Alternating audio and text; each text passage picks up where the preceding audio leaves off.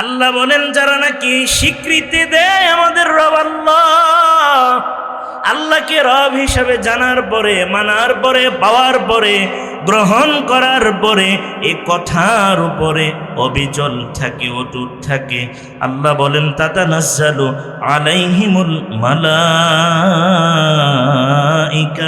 তাদের মরণের সময় যখন হয়ে যাবে তখন আল্লাহ তাআলা আসমান থেকে ঝাঁকে ঝাঁকে ফেরেশতা পাঠান। সুবহানাল্লাহ। এবার ফেরেশতারা আল্লাহর বান্দার সামনে এসে দাঁড়া যায়, বান্দাকে বলে, ও আল্লাহর বান্দা, তুমি তোমার দুনিয়ার হায়াতে আল্লাহকে রব হিসাবে মানতে, এই কথার উপরে তোমার জীবন ছিল। আল্লাহর পক্ষ থেকে আল্লাহ আমাদের পাঠাইছেন। আল্লাহর বান্দা, তুমি কোনো ভয় করো না। আল্লাহ তাখাফু, তোমার কোনো ভয় নাই, মরণের কোনো ভয় নাই। সুবহানাল্লাহ। কবরের কোনো ভয় নাই, হাসরের কোনো ভয় নাই, মিজানের কোনো ভয় নাই, পুলসিরাতের কোনো ভয় নাই। আমরা ফেরেশতারা তোমাদের অভয় দিলাম, তোমাদের কোনো ভয় নাই, কোনো চিন্তাও নাই। আল্লাহ তাখাফু ওয়ালা তাহজানু, তোমাদের কোনো চিন্তা নাই, দুশ্চিন্তার কোনো কারণ নাই, কোনো কারণ নাই। তোমাদের পরিবার পরিজন দুনিয়াতে রেখে যাচ্ছ, মাল সম্পদ রেখে যাচ্ছ, দুনিয়াতে সব কিছু ফেলে যাচ্ছ, এগুলার জন্য কোনো চিন্তা নাই, কোনো চিন্তা নাই, পেরেশানি নাই, হতাশ হওয়ার কোনো কারণ নাই। ওয়া আবশিরু বিল জান্নাহ, ও আল্লাহর বান্দা, জান্নাতের সুসংবাদ গ্রহণ করো। সুবহানাল্লাহ। আল্লাতী কুনতুম তুআদুন,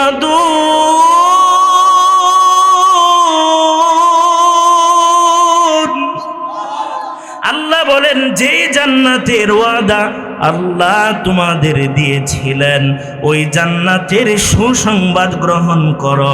মরতে দেরি হবে, আল্লাহর তৈরি জান্নাতে যেতে দেরি না। তার মানে একটা কাজ আল্লাহকে রব হিসাবে সাক্ষ্য দেওয়ার পরে এই কথার উপরে মরণ পর্যন্ত স্থির থাকা লাগবে, নড়াচড়া করা যাবে না, শিয়ালের মতো এদিক সেদিক তাকানো যাবে না, ইস্তেকামাত থাকা লাগবে, ইমানের উপরে দৃঢ় থাকা লাগবে, ইমানের উপরে অবিচল অটুট থাকা লাগবে।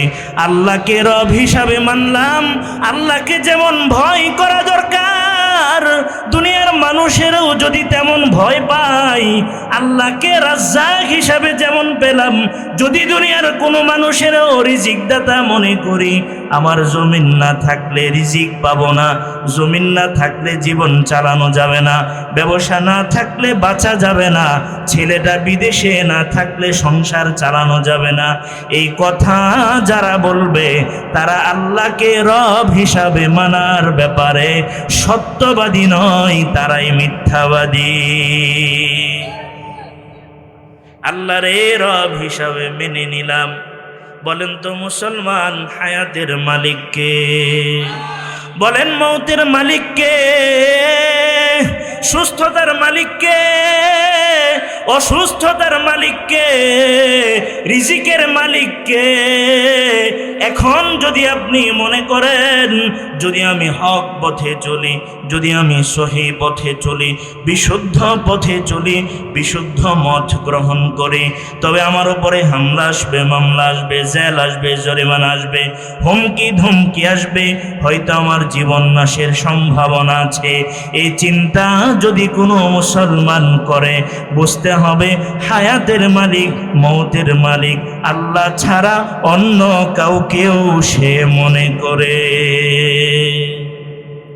সহিহ মুসলিমের হাদিসে যাই, আল্লাহ রাসূলের সাহাবী সুফিয়ান ইবনে আব্দুল্লাহ আস-সাকাফি রাদিয়াল্লাহু তাআলা আনহু থেকে বর্ণনা, সাহাবী বলেন, কুলতু ইয়া রাসূলুল্লাহ,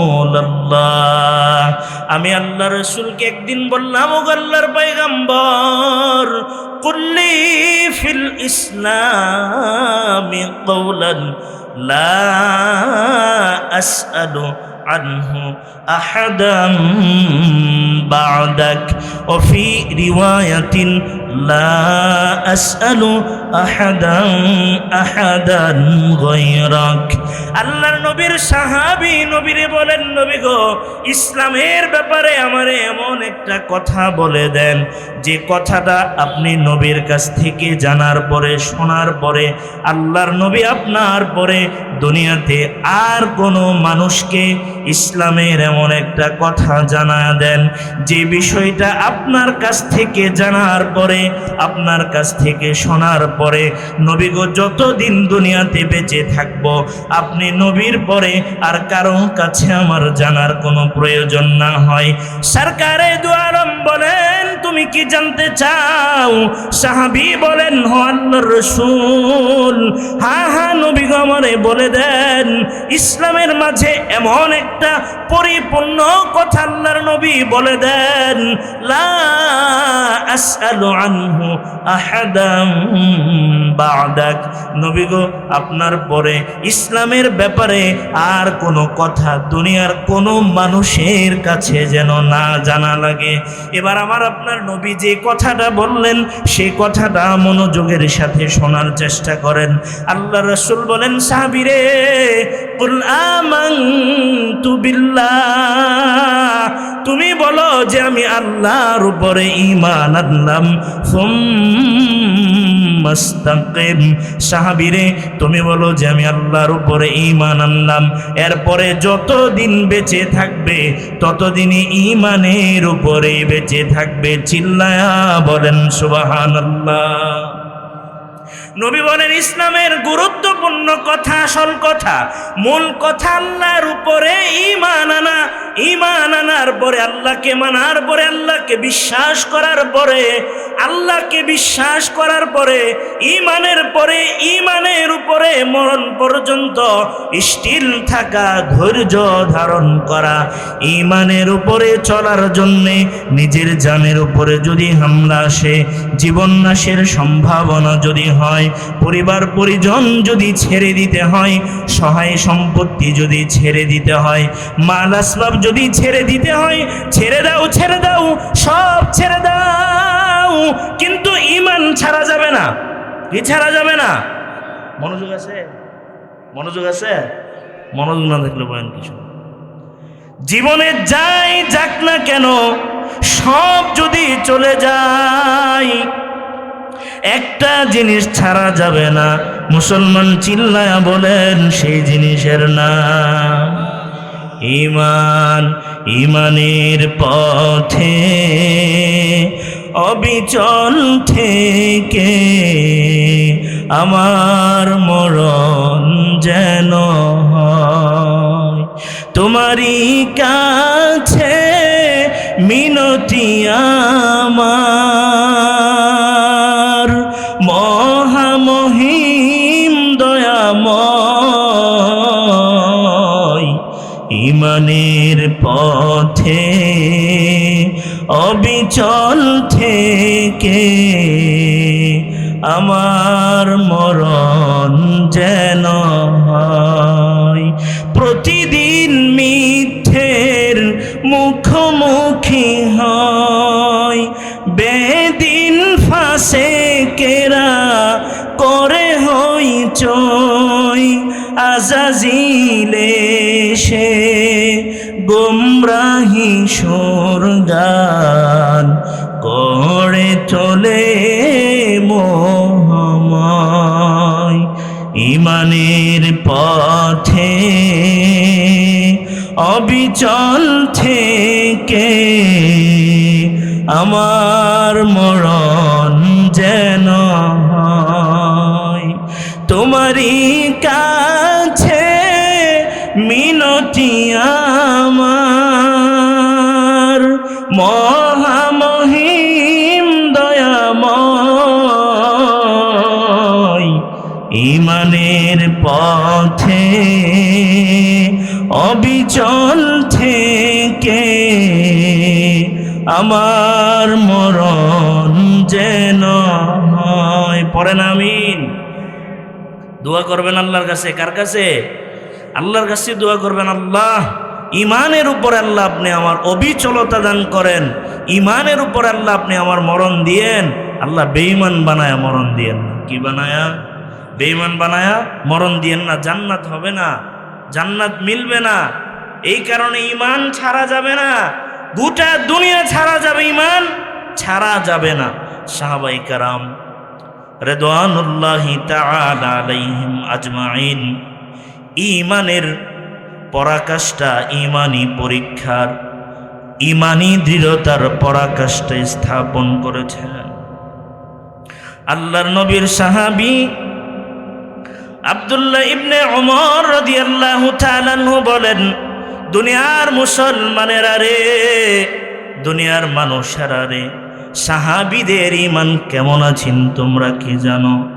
সাহাবীদের ঈমান কেমন ছিল?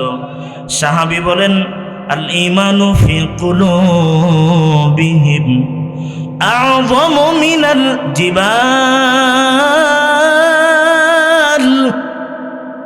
আব্দুল্লাহ ইবনে উমর বলেন, দুনিয়ার মানুষেরা রে, সাহাবীদের অন্তরে তাদের ঈমান ছিল পাহাড় যেমন মজবুত, পাহাড় যেমন দৃঢ়, পাহাড় যেমন শক্তিশালী, পাহাড়ের চাইতেও দৃঢ় ঈমান সাহাবায়ে কেরামের অন্তরে ছিল। সুবহানাল্লাহ। এবার এক এক করে উপমা দিলে আপনাদের বুঝে আসবে। তারিখে দিমাশক, ইতিহাসের কিতাব 20 নম্বর খণ্ডের 331 নম্বর পৃষ্ঠার মাঝে আছে আল্লাহর নবীর একজন সাহাবীর নাম হযরত সাআদ ইবনে আবি ওয়াক্কাস রাদিয়াল্লাহু তাআলা আনহু। আল্লাহর নবী হাতে ধরে ধরে একই মজলিসে 10 জন সাহাবীরে সরাসরি জান্নাতি বলছেন। সুবহানাল্লাহ। আল্লাহর নবীর সামনে বসে আছেন। আল্লাহর নবী বলেন, আবু বকর ফিল জান্নাহ। সুবহানাল্লাহ। আল্লাহর নবী বলেন, আবু বকর ফিল জান্নাহ, আবু বকর জান্নাতি। সুবহানাল্লাহ। ওমর ফিল জান্নাহ, ওমর জান্নাতি। আল্লাহর নবী বলেন, উসমান ফিল জান্নাহ, উসমান জান্নাতি। আল্লাহর নবী বলেন, আলী ফিল জান্নাহ, আলী জান্নাতি। আল্লাহর নবী বলেন, তালহা ফিল জান্নাহ, তালহা জান্নাতি। আল্লাহ রাসূল বলেন, সাদ ফিল জান্নাহ, সাদ জান্নাতি। নবী বলেন, জুবাইর ফিল জান্নাহ, জুবাইর জান্নাতি। আল্লাহ রাসূল বলেন, আব্দুর রহমান ইবনে আউফ ফিল জান্নাহ, আব্দুর রহমান ইবনে আউফ জান্নাতি। সুবহানাল্লাহ। আল্লাহ রাসূল বলেন, আবু উবাইদা ইবনুল জাররাহ ফিল জান্নাহ, আবু উবাইদা ইবনুল জাররাহ জান্নাতি। সুবহানাল্লাহ। এই যে গনে গনে আঙ্গুলে, গনে গনে হাতে গনে 10 জন সাহাবীরে ডিরেক্ট জান্নাতি বলছেন। এই 10 জন সাহাবীর মাঝে প্রসিদ্ধ ইসলাম ধর্ম গ্রহণ করার বেলায় সিরিয়াল নাম্বারে 7 নম্বর মুসলমান সাআদ ইবনে আবি ওয়াক্কাস রাদিয়াল্লাহু তাআলা। নামটা মনে রাখেন, সাআদ ইবনে আবি ওয়াক্কাস। সাআদ ইবনে আবি ওয়াক্কাস রাদিয়াল্লাহু তাআলা আল্লাহর নবীর কাছে 7 নম্বর মুসলমান। কয় নাম্বার? 1 2 3 4 5 6 7 সিরিয়ালে মাত্র 7 জন মুসলমান। এর মাঝে 7 নম্বর নাম হলো সাদ। সাদ রাদিয়াল্লাহু তাআলা আল্লাহর নবীর হাতে ইসলাম গ্রহণ করলেন। সাদ রাদিয়াল্লাহু তাআলা মা খবর পাইছে। মারে মানুষেরা বলেন, সাদের মাগো, তোমার ছেলে তো বেদিন হয়ে গেছে, তোমার ছেলে মুহাম্মদের ধর্ম গ্রহণ করছে। এই সাদের মা, আরবের মানুষেরা, মক্কার মানুষেরা তো তোমারে ভালো মহিলা বলবে না, কারণ তোমার ছেলে সাদ ধর্মান্তরিত হয়েছে, বাপ দাদার ধর্ম ছেড়ে দিছে। নাউজুবিল্লাহ। এবার সাদ রাদিয়াল্লাহু তাআলা আনহুর মা সাদ যখন বাড়িতে আসলেন, সাদ রাদিয়াল্লাহু তাআলা আনহু এমনিতেই মায়ের প্রতি বড় দুর্বল ছিলেন। কিছু সন্তান আছে না, মারে বড্ড বেশি ভালোবাসে, মায়ের প্রতি দুর্বল। সাদ মায়ের বড় যত্নশীল, মা পাগল, মা দেওয়ানা সন্তান সাদ। সাদ বাড়িতে আসলেন, বয়োবৃদ্ধ মা তারে ডাক দিয়ে বলেন, সাদ বাবারে, আরবের মানুষেরা বলা বলি করে তুমি নাকি তোমার বাপ দাদার ধর্ম ছেড়ে দিছ। কানটা খাড়া করে ঘটনা শুনবেন। সাদ রাদিয়াল্লাহু তাআলা আনহু বলেন, মা গো, ধর্ম ছাড়ি নাই, সঠিক ধর্ম গ্রহণ করছি। সুবহানাল্লাহ। এমা, এতদিন যে ধর্মের অনুসারী ছিলাম, এটা তো কোনো ধর্মই না, এটা মানুষের বানানো। বাপদাদা ভুল পথে হেঁটেছে, তাই বলে আমিও কি হাঁটব? আগে আলো ছিল না, অন্ধকারে আমরা রাস্তা হাঁটছি, ঠিক না? এখন লাইটের ব্যবস্থা, কেউ জেনে বুঝে অন্ধকারে যেতে চায় না। সাদ রাদিয়াল্লাহু তাআলা আনহু তার মাকে বলেন, মা গো, মুহাম্মদ রাসূলুল্লাহ, রাসূল মুহাম্মদ সাল্লাল্লাহু আলাইহি ওয়াসাল্লামের ধর্ম গ্রহণ করছে। এবার মা বলেন, সাদ রে, তুমি যদি মুহাম্মদের ধর্ম ত্যাগ না করো, সাদ তুমি শুনে রাখো, আমি মা কিন্তু খাবার পানাহার ছেড়ে দিব। কি বলছে? খাবার পানাহার ছেড়ে দিব। তুমি যতদিন পর্যন্ত মুহাম্মদের ধর্ম ত্যাগ না করবে, ততদিন আমি মা কোনো খাবারও স্পর্শ করব না, কোনো পানীয় আমি পান করব না। এবার সাদ রাদিয়াল্লাহু তাআলা আনহু বলেন, মা গো, এমনটা করো না, এমনটা করো না। মা বলেন, সন্তান রে, আমি মা যদি না খেয়ে, খাবারের অভাবে, পানির অভাবে আমি মা যদি মারা যাই, মক্কার লোকেরা আমার মরণের পরে বলা বলি করবে সাদ নিজে তার মায়ের হত্যা করছে। নাউজুবিল্লাহ। মক্কার অলিতে গলিতে রব উঠে যাবে, সাদ তার মায়ের খুনি। কারণ সাদের কারণে তার মা খায় নাই, পানি পর্যন্ত ধরে নাই। সাদ রাদিয়াল্লাহু তাআলা আনহুর মা এমন ভাবে দীপ্ত শপথ নিয়ে নিলেন, খাবেন না, পানিও পান করবেন না। সাদ রাদিয়াল্লাহু তাআলা আনহু মারে বলেন, লা তাফআলি ইয়া হে মা, এমন করো না। ইন্নী লা আদউ দীনি হাযা লিশাইইন। সাদ বলেন, মা গো, মা, দুনিয়ার কোনো কিছু আমারে মুহাম্মদের ধর্ম থেকে ফিরাইতে পারবে না। সুবহান। মারে, ইসলাম গ্রহণ করলাম, যে দ্বীনের ভেতরে প্রবেশ করলাম, ও মা, দুনিয়ার কোনো কিছু আমারে ইসলাম থেকে হটাইতে পারবে না। এ কথা শুনে সাদের মা দুদিন না খেয়ে কাটিয়ে দিছে, যার ফলে ভীষণ দুর্বল হয়ে গেছে। মা ভেবেছে মা অসুস্থ, দুর্বল। এ অবস্থা ভেবে মা ভক্ত ছেলেটা মুহাম্মদের ধর্ম ছেড়ে দিবে, এজন্যে মা আলাদা একটা ফন্দি আটলো। দুদিন হয়ে গেল আমি মা খাই না, অসুস্থ মা, ওষুধও সেবন করি না। হয়তো সাদের টনক নড়ে যাবে, মায়ের ভালোবাসায় হয়তো সাদ মুহাম্মদের ধর্ম ছেড়ে দেবে। এবার সাদ একদিন মাকে দ্ব্যর্থহীন কণ্ঠে বলে দিলেন, ভালো করে শুনেন। সাদ বলেন, ওয়াল্লাহি ইয়া উম্মাহ তালামিন, ও মা, আল্লাহর কসম, আল্লাহর কসম, তুমি যদি এমন করো, মা, লাউ কানাত লাকি মিআতু নাফসিন, ও মা তোমার তো মাত্র একটা জীবন। কয় জীবন? মাগো তোমার তো মাত্র একটা জীবন।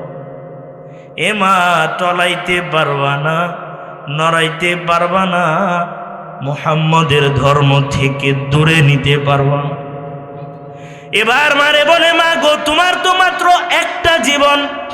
লাউ কানাত লাকি মিয়াতু নাফস, মারে বলেন মা,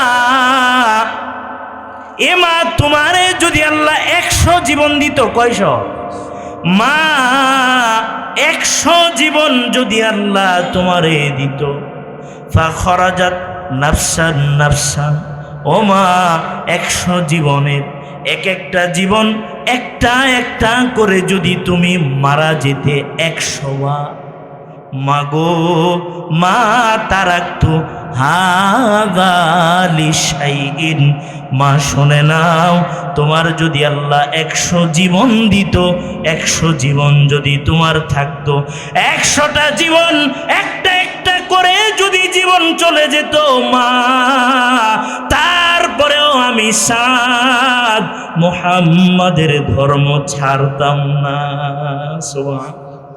এ মা একটা জীবনের ভয় দেখায় কোনো লাভ নাই। মারে যদি তোমার মনে চাই খাও, যদি মনে না চাই না খেয়ে মারা যাও, আমার যায় না। ইনশিইতি ফাকুলি, যদি চাও মা তুমি খেতে পারো, ও ইনশিইতি ফালা তাকুলি, মা যদি মনে চাই খাও, যদি মনে না চাই না খাও। মা যত কিছুই করো না কেন, যতই ফোন দিয়াছো না কেন, লা ইলাহা ইল্লাল্লাহ মুহাম্মাদুর রাসূলুল্লাহ থেকে চুল পরিমাণ আমি স্বাদ নরব না। সুবহানাল্লাহ। মুসলমান আমার আপনার ইমান তো 500 টাকায় বেচা কেনা হয়, ঠিক কিনা বলেন?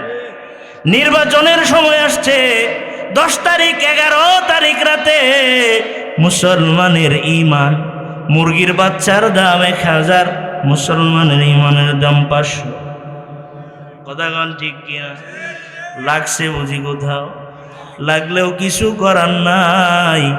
পোলট্রি মুরগ তো 155 টাকা কেজি, 3 কেজি মুরগ কিনলে 500 টাকা প্লাস লাগে। আফসোস আর দুঃখ, দাড়িওয়ালা মুসলমান, টুপিওয়ালা মুসলমান, নামাজি মুসলমান 500 টাকার কাছে ইমান বিক্রি করে দেয়। আমার আপনার নবী বলেন, উম্মতেরা রে, আল্লাহ রাসূল বলেন, বাদিরু বিল আমাল, আমলের দিকে প্রতিযোগিতা করো, আমলের দিকে অগ্রগামী হয়ে যাও। ফিতানাং কাকতাইল লাইলিল মুযলিম, এমন ফিতনা তোমাদের উপরে আসার আগে আমলের মাত্রা বাড়ায় দাও। অন্ধকার রাতের টুকরার মতো ফিতনায় পড়ার আগে আমল বাড়ায় দাও। এমন সময় আসছে, এমন সময় আসছে, ইউসবিহুর রাজুলু মুমিনা ওয়া ইয়ামসি কাফিরা, সকালে মানুষটা ইমানদার থাকবে, সন্ধ্যায় বেঈমান হয়ে যাবে। ওয়া ইউসবিহু কাফিরা ওয়া ইয়ামসি মুমিনা ওয়া ইউসবিহু মুমিনা ওয়া ইয়ামসি কাফিরা ওয়া ইয়ামসি মুমিনা ওয়া ইউসবিহু কাফিরা। আল্লাহর রাসূল বলেন, সন্ধ্যায় ইমানদার থাকবে, ঘুম থেকে উঠতে না উঠতেই কাফের হয়ে যাবে। নাউজুবিল্লাহ। মুসলমান হাদিস শুনে বুঝি ভয় লাগে না? ভয় পান নাই? নবী তো 1450 বছর আগে বলছে, এমন একটা সময় আসবে ফিতনার সয়লাভ হবে, অন্ধকার রাতের টুকরার ন্যায় ফিতনা বাড়বে। সে সময় সকালে ইমানদার, সন্ধ্যায় কাফের, সন্ধ্যায় ইমানদার, সকালে কাফের। আল্লাহর রাসূল বলেন, ইয়াবিআ দীনহু বিআরাদিন মিনাদ দুনিয়া, দুনিয়ার অল্প মূল্যে মানুষ তার দিন ধর্ম বিক্রি করবে, ঠিক কিনা বলেন? দুনিয়ার অল্প মূল্যে মানুষ তার দিন ধর্ম বিক্রি করবে। মানুষ 1000 টাকাই কেমনে তার মহামূল্যবান সাক্ষ্যটা দেয়। 1000 টাকা খাইলো সারাটা বছর, 5টা বছর যত অপকর্ম হবে সবগুলা অপকর্ম বিকাশ হয়ে তার আমল নামায় বিকাশের মতো ফ্লেক্সি লোডের মতো সারা বছর আসতেই থাকবে। 11 তারিখ আর 10 তারিখ সাবধান, 11 তারিখ আর 10 তারিখ সাবধান। বেচা যাবে না কিছু, বুঝে হইলে দিবেন, না হইলে না দিবেন, বিক্রি চলবে না, মাথা বেচা চলবে না। যদি কল্যাণের পক্ষে রায় দিতে পারেন দিবেন, ভালোর পক্ষে রায় দিতে পারেন দিবেন, অন্যথায় রায় আপনার দরকার নাই, চুপচাপ থাকেন। এই জামানাতে চুপ থাকলে নাজাতের সম্ভাবনা আছে। কিন্তু গিয়ে দিবেন আর বিপদে পড়বেন, দিবেন আর বিপদে পড়বেন। 5 বছর যত রাষ্ট্রীয় মাল তসরুপ কইরা আমেরিকাতে, বিলেতে, ব্রিটেনে, লন্ডনে, বিভিন্ন দেশে যতগুলা টাকা বাংলাদেশ থেকে যাবে সে ভোগ করবে, আর আপনার আমল নামায় পাপ যাবে। সাবধান, সতর্ক করে দিলাম কি। তার মানে বোঝা যায় মুসলমান, ঈমান মুসলমানের বিক্রির জিনিস নয়, ঈমান টলানোর জিনিস নয়। তাম দুনিয়া মুসলমানের পায়ের নিচে এনে দিলেও মুসলমান কোনোদিন ঈমান বিক্রি করতে পারে না। এবার আসেন আরেকটা ঘটনা। খলিফাতুল মুসলিমিন আমিরুল মুমিনিন ওমর ইবনুল খাত্তাব রাদিয়াল্লাহু তাআলা আনহুর খেলাফত আমল তাম দুনিয়ার অর্ধ পৃথিবী জুড়ে ইসলামী খেলাফত বিস্তৃত হয়ে গেছে।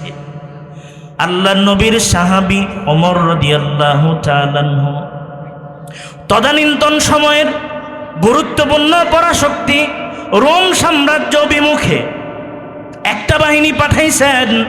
সেই বাহিনীর সেনাপতি আব্দুল্লাহ ইবনে হুযাফা সাহমি রাদিয়াল্লাহু তাআলা আল্লাহর নবীর সাহাবীরে সেনাপতি বানায় ওমর রাদিয়াল্লাহু তাআলা আনহু পাঠাইছেন রোম সাম্রাজ্য অভিমুখে। রোম সাম্রাজ্য অভিমুখে যাওয়ার পরে লড়াইয়ের ময়দানে, জিহাদের ময়দানে রোমের সম্রাট ঘোষণা দিছে, মুসলমান সৈনিকদের ঈমান পরীক্ষা করব। মুসলমান সৈনিকদের সবগুলারে ধরে আমার দরবারে নিয়ে আসবে। এবার রোমের সম্রাট তার দরবারে মুসলমানদের নিয়ে আসা হলো। মুসলমানরা উপস্থিত হওয়ার পরে রোমের বাদশা বলেন, তোমাদের মধ্যে নেতৃত্বে কে আছে? সেনাপতি কে? সেনানায়ক কে?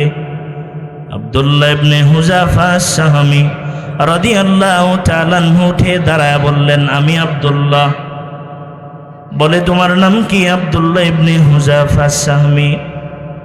বাদশাহ বলেন, আমার দিকে আসো, আমার কাছে আসো। বাদশাহ তার চেয়ারের পাশেই আব্দুল্লাহরে একটা চেয়ারে বসাইলেন। রাজ দরবারের সবাই হতচকিত হয়ে গেছে। হায় রে, বাদশাহ দেখি তার শত্রুরে চেয়ারে বসাইছে। বুঝতেছেন কথা? এবার বাদশাহ বলেন, আব্দুল্লাহ তোমারে দেখে ভাল লাগছে? আব্দুল্লাহ রে যাবত আমি কাউকে আমার পাশের চেয়ারে বসাই নাই। আব্দুল্লাহ তোমারে বসাইছি, তোমারে ভালো লাগছে, তোমার মাত্র জওয়ানি ভাব। আব্দুল্লাহ রে, তুমি যদি চাও জীবনে অনেক কিছু করতে পারো। আব্দুল্লাহ তোমার কাছে দুটো অপশন আছে, দুটো প্রস্তাব আছে। যেহেতু রোম সাম্রাজ্যের ভেতরে ঢুকেছ, আব্দুল্লাহ আমি বাদশা না চাইলে জান নিয়ে বের হইতে পারবে না। আব্দুল্লাহ তোমার সামনে দুটো অপশন খোলা আছে। আব্দুল্লাহ তুমি যদি চাও সুবিশাল রোম সাম্রাজ্যের পরবর্তী অধিপতি তুমি হবে। আব্দুল্লাহ তুমি যদি চাও আমার সুন্দরী রূপসী কন্যাকে বিয়ে করতে পারো। বিনিময়ে রে আব্দুল্লাহ, আমি রোমের সম্রাট, খ্রিস্টান ধর্মের মানুষ, শুধুমাত্র একটা কাজ করা লাগবে আব্দুল্লাহ, মুহাম্মাদের ধর্ম ছেড়ে দেওয়া লাগবে, আমি বাদশার ধর্ম গ্রহণ করা লাগবে। বিনিময়ে সাম্রাজ্য পাবে, রাজকন্যা পাবে। আব্দুল্লাহ যদি প্রথম অপশনে রাজি না হও, আব্দুল্লাহ ভয়ঙ্কর শাস্তির জন্য প্রস্তুতি না। এবার আব্দুল্লাহ বাদশার অফার শুনে চেয়ার থেকে উঠে দাঁড়ায় গেছে। আল বিদায়া ওয়ান নিহায়াতে লম্বা করে বর্ণনা আসছে। এবার আব্দুল্লাহ দাঁড়ায় বলেন, কিরে রুমের কুত্তা, কি বলেন, কিরে রুমের কুত্তা, তুই কি মনে করলে আল্লাহর নবীর সাহাবীদের ঈমান এত অল্প মূল্যে বিক্রি হবে? এই রুমের কুত্তা, জেনে রাখ, তামাম দুনিয়া যদি মুহাম্মদের সাহাবীদের পায়ের নিচে রাখা হয়, মুহাম্মদের সাহাবীদের ঈমান বিন্দু পরিমাণ টলানো যাবে না। এবার আব্দুল্লাহ বলেন, তোর যা মনে চাই করতে থাক। এবার রোমের সম্রাট ক্ষুব্ধ হয়ে গেছে, ক্ষিপ্ত হয়ে গেছে, রাগান্বিত। এত বড় সাম্রাজ্যের অধিপতি, তার ব্যাপারে আব্দুল্লাহ এমন বেয়াদবিমূলক আচরণ করেছে। রোমের সম্রাট ক্ষিপ্ত হয়ে গেছে। সৈন্য সামন্তদের বললেন, আব্দুল্লাহরে অন্ধকার কুঠরিতে নিয়ে যাও। এবার আব্দুল্লাহরে বন্দিখানায় নিয়ে গেল। বলে দিছে আব্দুল্লাহরে কোনো খাবার দেওয়া যাবে না, পানীয় দেওয়া যাবে না। আব্দুল্লাহ ফিজিক্যালি যখন নাকি দুর্বল হবে, তখন আবার আব্দুল্লাহরে অফার করব। কারণ মানুষ যখন জীবন বাঁচানোর জন্যে মানুষ অনেক কিছু মেনে নেয়। এবার আব্দুল্লাহ রাদিয়াল্লাহু তাআলা আনহুর অন্ধকার জেলে, আব্দুল্লাহ রাদিয়াল্লাহু তাআলা আনহু অন্ধকার জেলে, খাবার নাই, পানি নাই, শারীরিকভাবে একেবারে দুর্বল হয়ে গেছে। বাদশাহ ডাক্তার একজনকে বলে দিছে, খবর রাখবে কোনোভাবে যেন সে মারা না যায়। ডাক্তার খবর নেয়, তার খোঁজ খবর নিয়ে দেখে আব্দুল্লাহ একেবারে দুর্বল, মোটামুটি জীবন মরণের সন্ধিক্ষণে। এবার বাদশারে বলেন, বাদশাহ খাবার না দিলে বাঁচবে না। বাদশাহ বলেন, ঠিক আছে, শুকরের গোশত, মদ মিশ্রিত পানি আব্দুল্লাহর জন্য নিয়ে যাও। এবার ডাক্তার নিয়ে যাওয়ার পরে আব্দুল্লাহরে বলে, আব্দুল্লাহ বাদশাহ খাবার পাঠাইছে। খাবার কি জানো? আব্দুল্লাহ রে, শুকরের গোশত এবং মদ মিশ্রিত পানি তোমার জন্য বাদশাহ পাঠাইছে। কারণ বাদশাহ জানে, মুসলমানের পেটে যদি হারাম ঢুকানো যায়, মুসলমানের ঈমান এমনি দুর্বল হয়ে যায়। ও মুসলমান, তামাম দুনিয়াতে ইহুদিদের সব চাইতে বড় চক্রান্ত মুসলমান যুবকদেরকে কোকা কোলা স্প্রাইট প্রেমিক বানায় দিছে। এই কোকা কোলা স্প্রাইট খাইতে খাইতে তোমাদের ঈমান তলানিতে আসছে, তলানিতে, একেবারে তলানিতে আসছে। 500 যুবক একসাথে হুঙ্কার দিলে কুকুরও নড়ে না। কাফের মুশরিক তো ভয় পাইব পরের কথা, কুত্তাও নড়ে না, কুত্তা। কারণ হারাম খাইতে খাইতে মুসলমান শেষ। মুসলমান সমাজে সুদার ঘুষ, সুদার ঘুষ মুসলমান সমাজে কুয়াশার মতো। সমাজে কুয়াশা যেমন বেশি বললে যেমন লাগে, কুয়াশার মতো মুসলমান সমাজে সুদার ঘুষ। এই মুসলমানদের মাধ্যমে ইসলামের বিজয় আশা করা যায় না। লাফায় ইসলামের বিজয় আনা যায় না, চিল্লায় ইসলামের বিজয় আনা যায় না, সংখ্যাধিক্যতায় ইসলামের বিজয় আনা যায় না। ইসলামের বিজয় আনার জন্যে মুসলমানদের ইমানি শক্তি দরকার।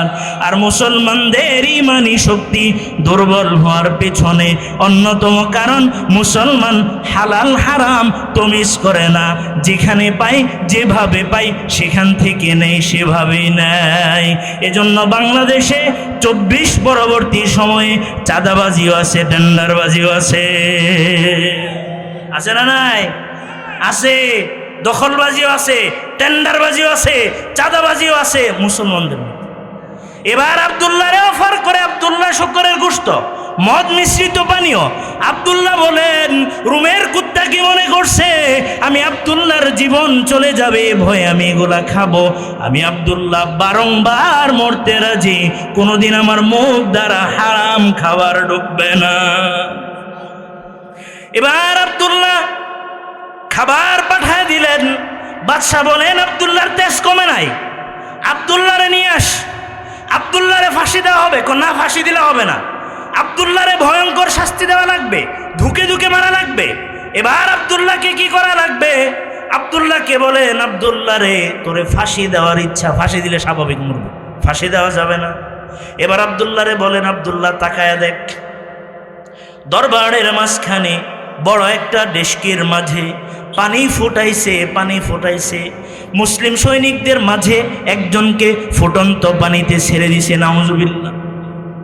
আব্দুল্লাহরে বলেন, আব্দুল্লাহ তাকায় দেখ তোর দলের ইমানদারের ইমান কেমনে শেষ করে।